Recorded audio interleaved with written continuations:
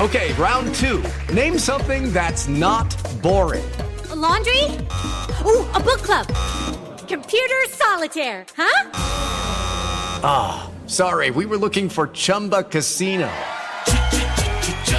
That's right, ChumbaCasino.com has over 100 casino-style games. Join today and play for free for your chance to redeem some serious prizes.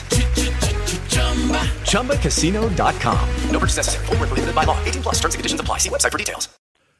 Greetings, my friends. Welcome across the fruited plain. It is Eric Erickson here. I hope you had a great 4th of July. The phone number is 877-973-7425 should you wish to be on the program. Now, let's offend everybody. Not everybody. Ben & Jerry's is a awful brand, and I like their ice cream. I don't really eat their ice cream a lot, and it's not because I boycott it. It's just overpriced. It's good ice cream, but it's overpriced, and I don't like their vanilla. So I make homemade ice cream. I do. My wife and kids every couple of years will give me one big gift for my birthday and Father's Day. They're about the same time. And a few years ago, they got me a professional ice cream machine. So it's got the compressor built in. If you make homemade ice cream, you tend to have to chill the container and then make the ice cream in it. This one has a compressor built in, and so it can make 2 quarts of ice cream in about 15 minutes. And I have learned over time, one of the hardest ice creams to make is actually vanilla ice cream, because you have to get the balance right in the vanilla that you add. It can be too astringent. It can be too vanilla. It can almost taste chemically. You got to balance it right. And I kind of like my like it on the sweet cream side, where there's a hint of vanilla, but not a super strong vanilla. And I think Ben & Jerry's vanilla ice cream that they then use as a base for so many of their ice creams is not as good as what I can make, and not as good as a lot of others. And I really do like the homemade Bluebell ice cream. You can't get it everywhere, but nonetheless, I like it better than Ben & Jerry's. Ben & Jerry, however, they have put up this tweet on July 4th, no less, on Independence Day. Quote, "The United States was founded on stolen indigenous land. This 4th of July, let's commit to returning it." In a similar message on their website, according to the New York Post, the company argued July 4th festivities and celebrations can, quote, "distract from an essential truth about this nation's founding. What is the meaning of Independence Day for those whose land this country stole, those who were murdered and forced with brutal violence onto reservations, those who were pushed from their holy places and denied their freedom? The faces on Mount Rushmore are the faces of men who actively work to destroy indigenous cultures and ways of life, to deny indigenous people their basic rights." To Ben & Jerry's, I say, so what? First of all, we should note that some parts of this country, the Indians sold the land to the British. But it was the British, the French, and the Spanish, not us, who conquered the land. And then we came along and, well, we pushed Indians out, the Trail of Tears. This does not undermine that early American settlers and the American nation often treated Indians terribly and conquered their land. But you know what? So what? Should we end the United States of America, the land of the free and the home of the brave? No. This is a grievance for which there will be no solution. It is a grievance they can keep alive to pick a scab they wish to pick instead of moving on. Time heals all wounds, and what we find from the left is they want no wound to heal, lest they be unable to profit from it festering. That's what's happening here. The left has started doing this. It has become creedal to the left. You know what creeds are? Creeds are religions have things they say in common. They have beliefs that they say and they recite. One of the most famous is, of course, the Apostles' Creed in Christianity. I believe in God the Father Almighty, maker of heaven and earth, and in his Son, Jesus Christ. The Nicene Creed, extremely famous among Christians. This new creedalism on the left is part of their secular religion. It is a religion based on victimology. It is a religion based on white guilt. It is a religion based on self-loathing. It is a religion that has no concept of grace. None.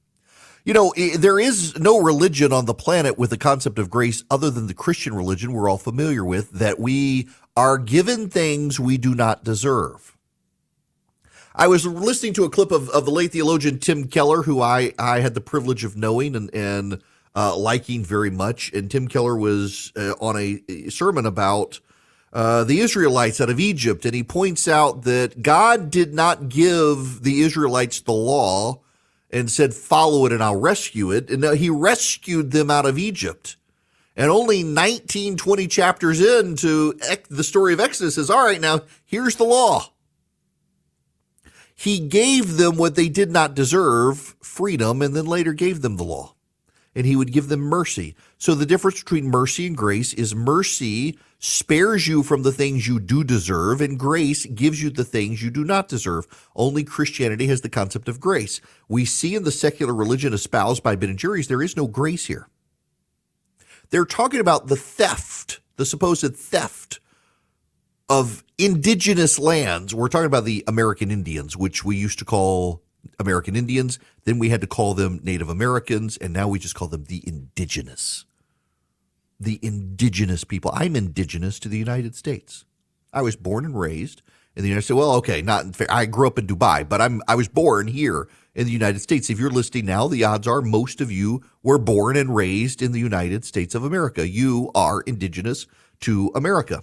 Now, what's also so notable here is that the left only does this to the United States. Have you noticed this? There's no call to give native lands back in France, to the original tribal interests of France, the Goths and the Visigoths and the Franks and all that. And we say, well, over time they merged. Well, the Romans came in and brought a lot of Roman settlers in.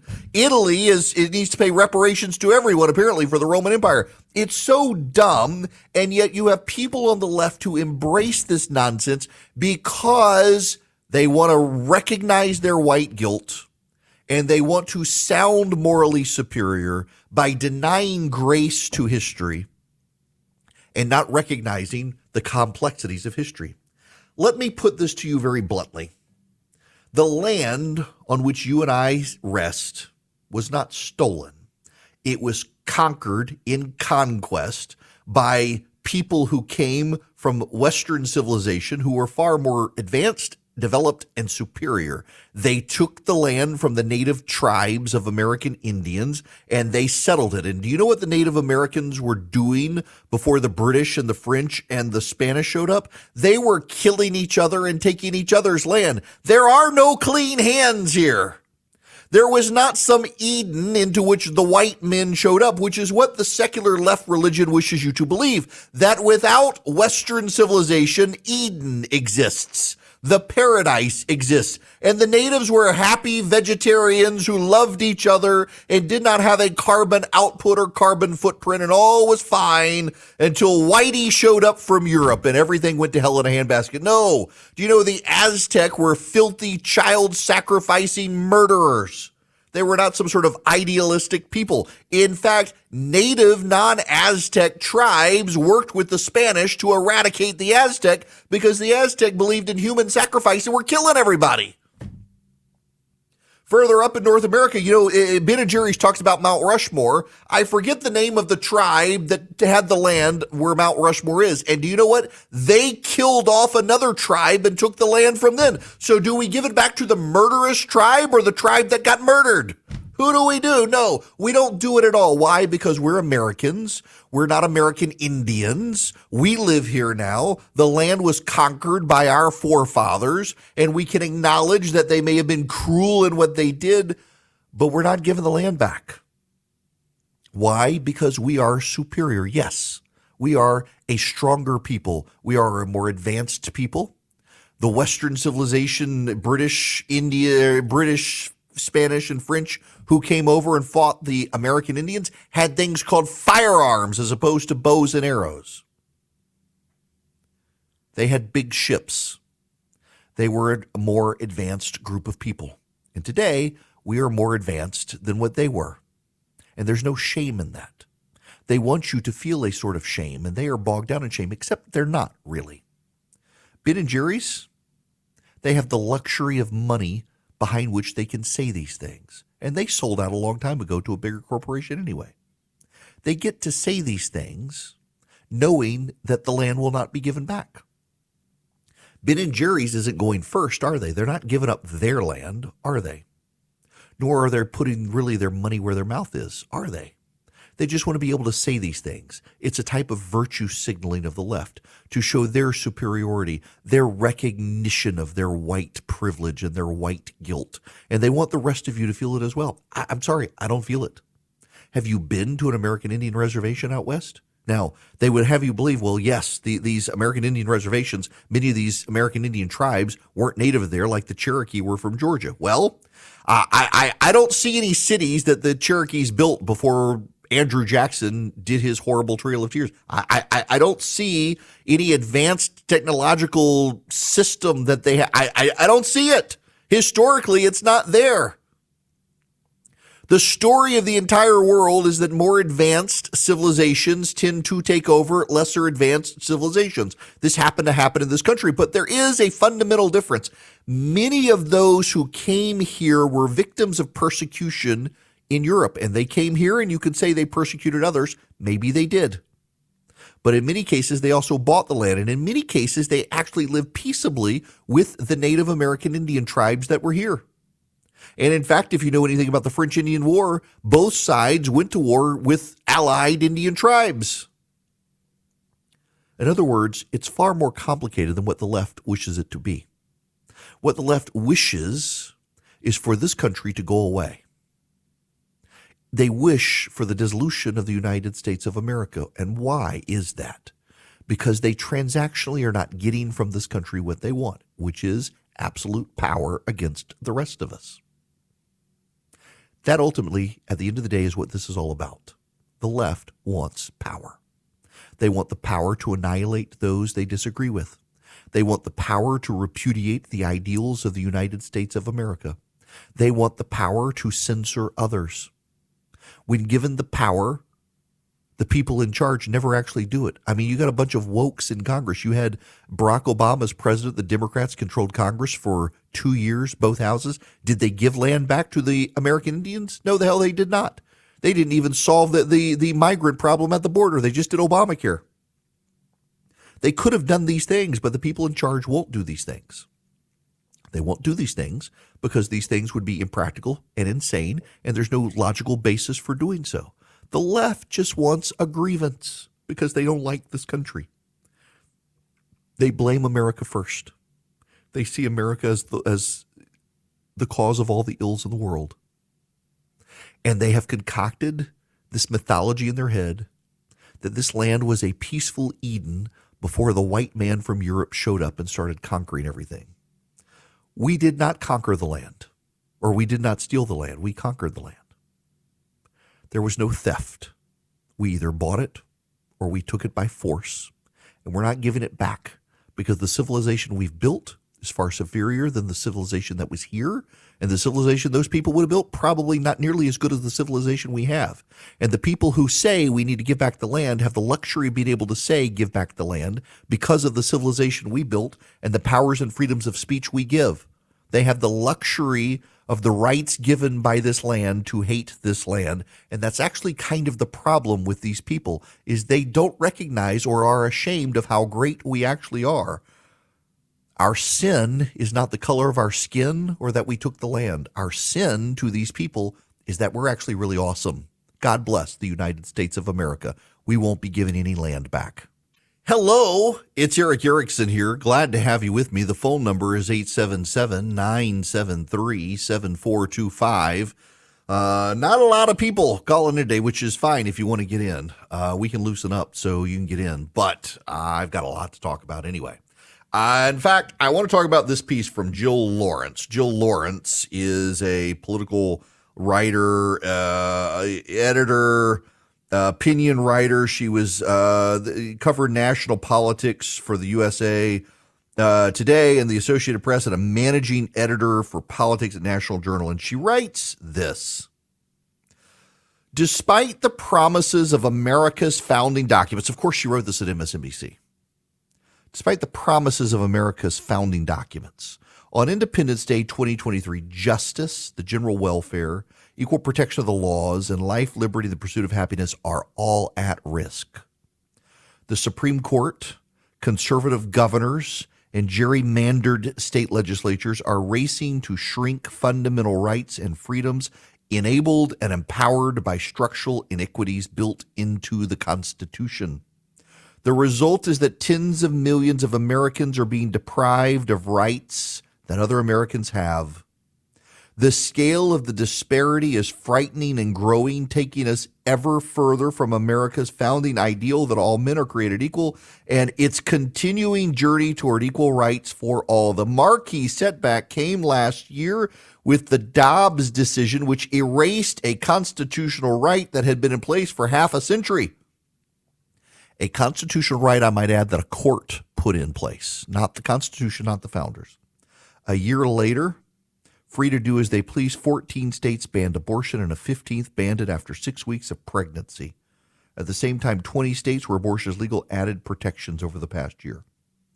While abortion is a particularly stark example of the democracy divide, U.S. courts and state legislatures are advancing inequality of rights in countless other ways, from the decision allowing a prospective wedding website designer to refuse services to a hypothetical same-sex couple, and removing race from the many factors colleges use to assemble student bodies, to states' decisions to restrict medical care for trans people, discussion of gay issues in court classrooms.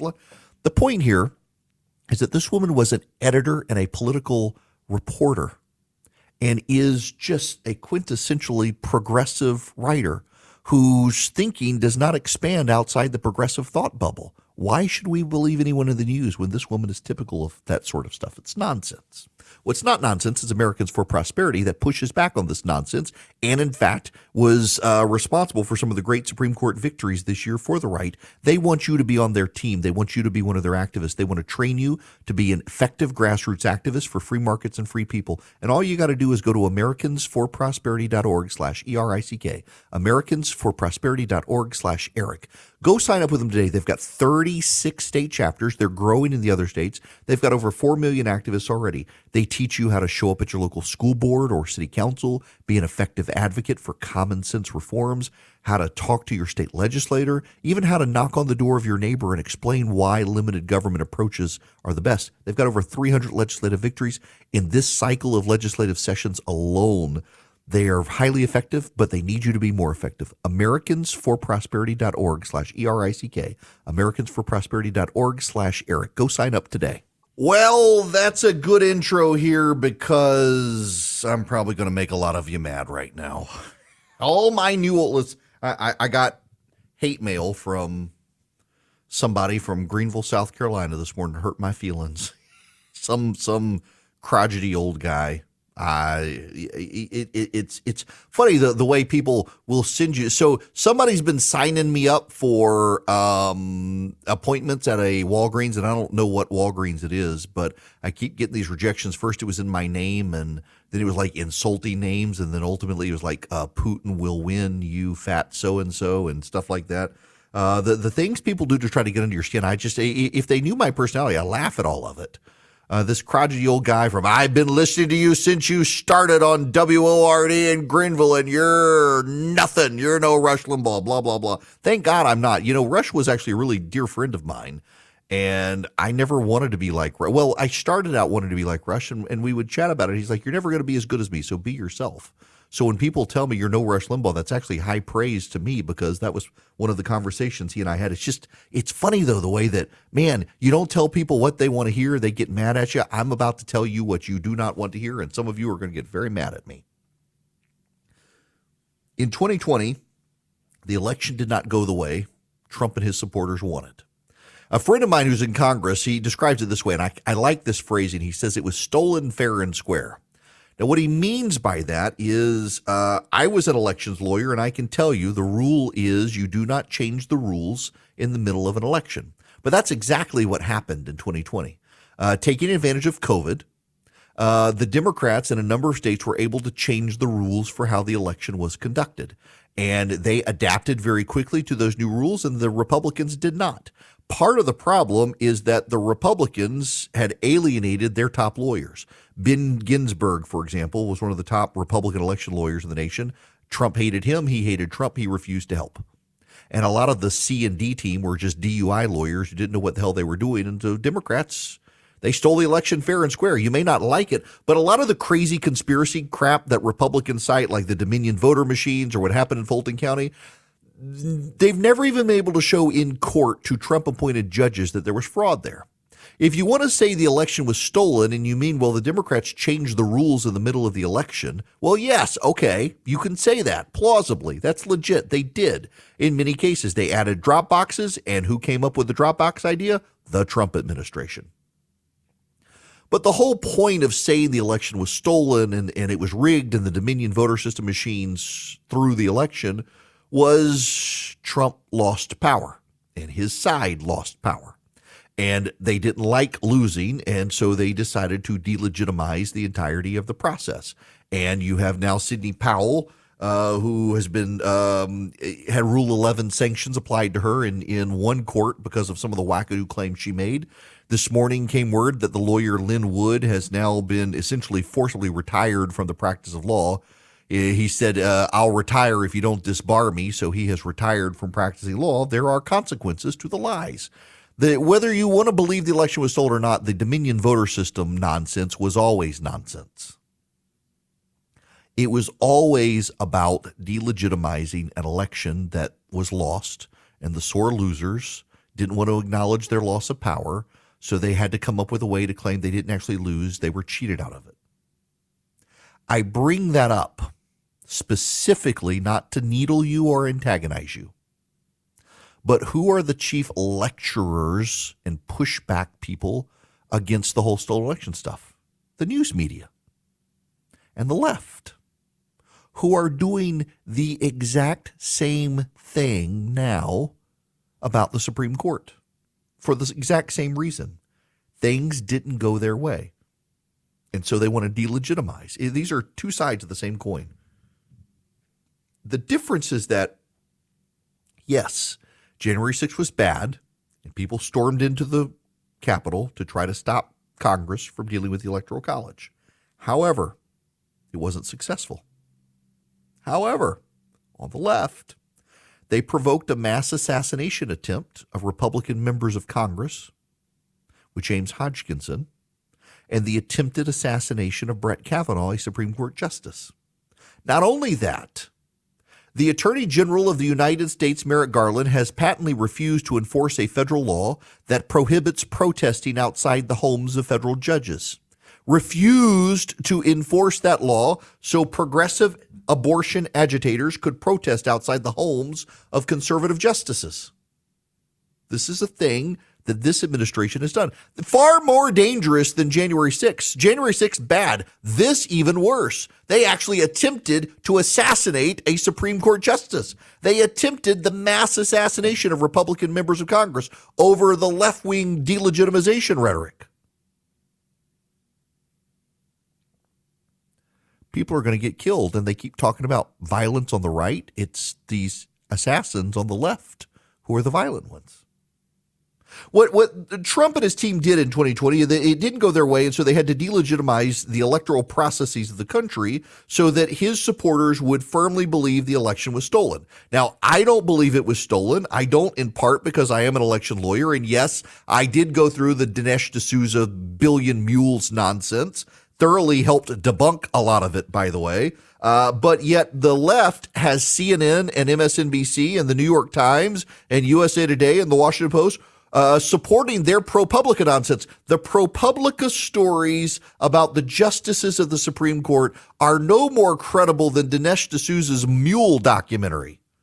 It's all a bunch of hooey. It's all a bunch of fabricated allegations, stringing things together that aren't actually related, trying to make it into something, trying to manufacture an appearance of impropriety where there is no actual appearance of impropriety, all to delegitimize the United States Supreme Court for not giving them what they want. They blast Republicans for claiming an election was stolen when it wasn't. They're doing the same damn thing to the United States Supreme Court, and they've done it to the Senate as well. They've claimed the Senate is illegitimate. They've claimed the Senate should be delegitimized because it's not representative of democracy, because small states can obstruct big states. Never mind, that's what the founders intended, because we are a republic, not a democracy. Or at least not a direct democracy. We're a representative democracy in the process of our republic. The left can't get their way from the Supreme Court. Now, progressives will say, well, it was a 5-4 Supreme Court and we weren't getting our ways, except you got Obergefell, you got KCV Planned Parenthood, you got Bostock that gave transgender Title VII discrimination claims. You got a lot from a 5-4 Supreme Court. You're not getting as much from a 6-3 Supreme Court. You got the Alabama redistricting case that led to a Louisiana issue, a North Carolina issue, probably a Georgia issue as well. But you didn't get 303 creative. You didn't get the affirmative action case. And now you got to burn it all down to delegitimize it. You're no better than the people you say discredit the election. You are them. What is notable, and again, this is why what the left is doing is more dangerous than anything Donald Trump and his supporters ever did. You have all these people on television, anchors on television, some of whom are my friends, who are furious that CNN allowed Donald Trump, a front-running candidate for president and former president of the United States, to have a town hall on CNN. They're furious that they allowed Donald Trump on. But the same people who are furious about the platforming of Donald Trump have platformed a bunch of legal analysts to try to delegitimize the United States Supreme Court. These same people who bring on the analysts to talk about worrying reports from the Department of Homeland Security about possible white supremacists and Trump supporter assassins in America causing violence and disharmony in the country and potentially increasing the likelihood of death threats against members of Congress. These are the exact same people who have incentivized, emboldened, and empowered James Hodgkinson to attempt the mass assassination of Republican members of Congress and turned a largely blind eye to a would-be assassin of Brett Kavanaugh and never decided to hold the Attorney General of the United States to any sort of accountability for refusing to enforce federal law against protests at justices' homes.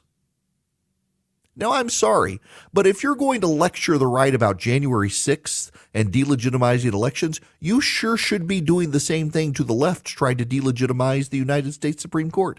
The latest, of course, is the 303 creative case, where they are claiming that a fabricated complaint came in, which led to the case. So if you haven't heard the story, one of the proof texts of 303 Creative, if you will, is Lori Smith, the owner, filed her case, and a day later, actually got a request to build a site for a gay wedding. And it turns out that the name attached and the contact information attached is to a man who was already married to a woman in, I think, Washington State. So we don't know who filed the request. What the left wants you to believe is that Lori Smith and her team made it up. Have a hard time believing they would take a married heterosexual male from Washington and use his information. But more importantly, the case was already filed. The case had already proceeded. Neither the Supreme Court nor the Court of Appeals nor the District Court actually cared about this request for a website for gay marriage. It had no bearing on the case at all. And yet the left now, with help from the media, is trying to suggest that the plaintiff, Lori Smith, and Alliance Defending Freedom, her lawyers, made this up and instigated it to get the Supreme Court to do this. They're trying to completely discredit the 303 creative case. They're trying to undermine the legitimacy of the ruling. They can't even honestly talk about what the ruling held, let alone try to justify it. They're trying to undermine it all because they want to delegitimize a Supreme Court that transactionally is giving them less than they've gotten in the last generation. There's no difference between the stolen election people and the people on the left who want to delegitimize the Senate and the Supreme Court. It's all about power. For all these people, it's about power. If you don't get the power you want, if you don't get the power you expect, you've got to delegitimize those institutions depriving you of power. For one, it's the Electoral College and the institutions of the states that govern elections. For the other, it's the Supreme Court and the United States Senate. It's about their power. And the left is far more dangerous when it comes to doing this because the left has the institutions of the mainstream media. The left has the New York Times and CNN and ABC, NBC, CBS, PBS, The Washington Post, USA Today to peddle their mythologies and advance their claims to delegitimize those institutions. They all turn against Trump and his supporters for delegitimizing the election. They all lecture them on how the election wasn't stolen. They all refuse to put those voices on television, but they platform all of the voices who want to delegitimize the institutions of our republic on behalf of the left. And they themselves are the ones who have incited the mass assassination attempts on Republicans and a would-be assassin on Brett Kavanaugh. And they will not hold themselves accountable. They will not suggest that maybe they've gone too far. They want to lecture Donald Trump and be upset about CNN putting him on TV while they put on the nuts on the left who want to delegitimize these institutions and provoke assassins against them. The left's delegitimization of government is far more dangerous with lasting consequence than January 6th because they use the institutions of the free press in America to advance their wackadoo claims, and none of them have any sort of humility or insight into the fact that that's what they're doing. They refuse to acknowledge it. So all of their lectures about January 6th and the horrors of people who claim the election were stolen should fall on deaf ears when all of them are complicit in doing the same to both the Supreme Court and the United States Senate because they're not giving the left their way. Let's clean the air with the Eden Pure Thunderstorm on this one. You can get 3 of them for less than $200 at EdenPureDeals.com. What you do is you go to the website, EdenPureDeals.com, and you'll be greeted with a discount code box on the front page. You put in Eric, E-R-I-C-K. You will save $200. You'll get them for less than $200. You'll get 3 of them and get free shipping. One for upstairs, one for downstairs, one for your basement or your RV or your travel bag. They wipe out noxious odors. So you got a dead animal in the wall, it'll wipe out the odors of the dead animals left. You got a cooking odor in your kitchen, it'll wipe those out. Smoke odors, litter box odors, pet odors, it eliminates those odors. I travel with one. I can hold it in my hand. It's small. If I'm in a hotel and it's musty or I have a rental car that stinks because someone was smoking in it, I can plug it into a wall or with a USB cord in a car. It just wipes out the odors. EdenPureDeals.com. The discount code ERIC, E-R-I-C-K. Wow, they're already calling off the hunt at the White House. Law enforcement saying, we'll probably never be able to figure out who the cocaine belonged to because it was in an area where visitors come and go all the time. Even if there were surveillance cameras, unless you're waving around, it might not be caught. It's a bit of a thoroughfare. People are through there all the time. The uniformed division officer of the Secret Service found the cocaine Sunday night at 6 p.m. None of the Biden family members were there, so it's probably not related to Hunter, but somebody. All right, 877-973-7425. Dwayne, you're going to be up next. Welcome. Hi, Eric. Thanks for taking my call. Sure. I want to let you know I retired today, so it's a big day for me. I'm Good glad for to get you. through. I turned in my equipment this morning. Anyway, now, so I wanted to ask you, but I never had time to hold. But I wanted to ask, I am just astonished by the whole concept of teaching gender identity at such an early age. We never had children, I guess, so I don't have any direct knowledge of, or direct experience with this. But when I grew up, somebody that talked to a little kid about their gender identity and said, don't tell your folks about this, those people should go to jail, right? Yes. And just because you call them a teacher doesn't seem to me that makes it right. So can you tell me who in the world said this was okay in the first place, and how did it get started? And, Barney with the... that's a long and winding road. Dwayne, so first of all, congratulations on the retirement. Now, I can't tell you precisely where it started, although it began in academia, and as all bad ideas tend to, and it spilled over into the education union establishments in really just the last 10 years or so. Where suddenly there became this belief that you essentially were born gay or straight, but you got to decide whether you were a boy or a girl. And it became very mainstream on the left in only the last 5 years or so, as they've embraced the idea of critical theory, and critical theory being that you have your truth, I have my truth. There's no such thing as truth, and we can use our words to form our reality, and whoever controls the words controls reality. Critical theory came from the late 70s from a French philosopher who actually himself, I believe, was a pedophile, and it has just taken over on the left. And it's given rise to the idea of intersectionality, which is a way to see the power constructs of the world based on race, sex, gender, disability, religion, things like that. And so this has all manifested itself very rapidly in the past few years into this idea of gender identity. The concept itself has been around for some time that, well, not all boys play with pickup trucks and not all girls wear dresses. But it used to be that you were a tomboy, maybe you were a effeminate guy. But over time, the left embraced this to explain transgenderism. And ultimately, it is derived from the elimination of womanhood. If you pay attention to the language here, they define what it means to be a woman based on what it means to be a man and what it means to not be a man these days. They've eliminated womanhood. I'll explain a little more on the other side of the break. Right now, I got to tell you about Omaha Steaks. You got to go get their gourmet grilling pack. You missed it for the 4th, but you can still grill. Look, it's the season of grilling. It's summer. I'm going to be grilling chicken tonight from Omaha Steaks, no less. You can too. You go to omahasteaks.com and you put Eric, E-R-I-C-K, in the search bar. You get the gourmet grill pack. You get bacon wrap fillets. You get the chicken breast that I'm cooking tonight. You get the pork chops. You get caramel apple tartlets. They will even give you 8 of their burgers for free. The Omaha Steak Burgers. They're a blended burger. They are not just your standard ground chuck fare. They are a beefy, tender flavor. They do great on the grill. The caramel apple tartlets, my wife loves them. They're handmade at Omaha Steaks. They're like little individually wrapped apple pies. My wife pulls one out when she needs something sweet, and that's what she gets. She loves them. You can too. You go to omahasteaks.com, you put Eric in the search bar, you save over 60% on this package. It comes to your door with a 100% satisfaction guarantee, all from omahasteaks.com. With the Lucky Land Slots, you can get lucky just about anywhere. This is your captain speaking. We've got clear runway and the weather's fine, but we're just going to circle up here a while and get lucky. No, nothing like that. It's just these cash prizes add up quick. So I suggest you sit back, keep your tray table upright, and start getting lucky.